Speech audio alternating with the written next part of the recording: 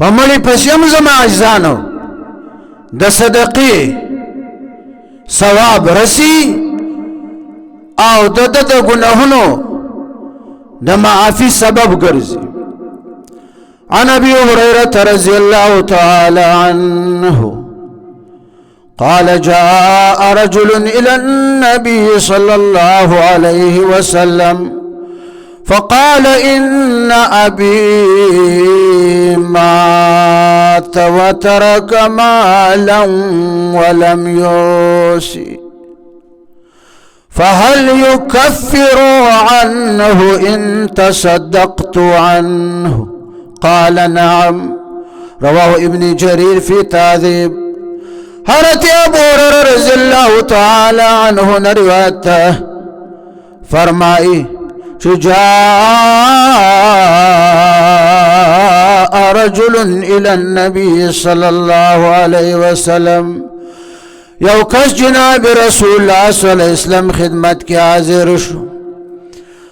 اکس دا افسوس انداز کی دا رسول اللہ نے تفوس کو چی یا رسول اللہ فداک ابی و امی، یا رسول اللہ زما مور فلار دی پتاس قربان شی، ان ابی مات. یا رسول اللہ زما فلار وفات شو دنیا نلال، مال یفرع خید مال یشتکنا، لیکن فلار می وصیت کړی نه ده چې زما د مال نه ما پسې دومره صدقه کړی کنه.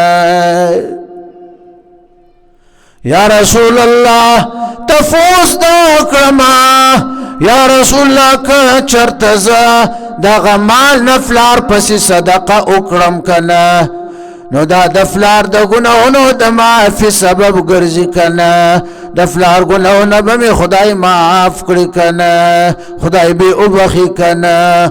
قال نعم.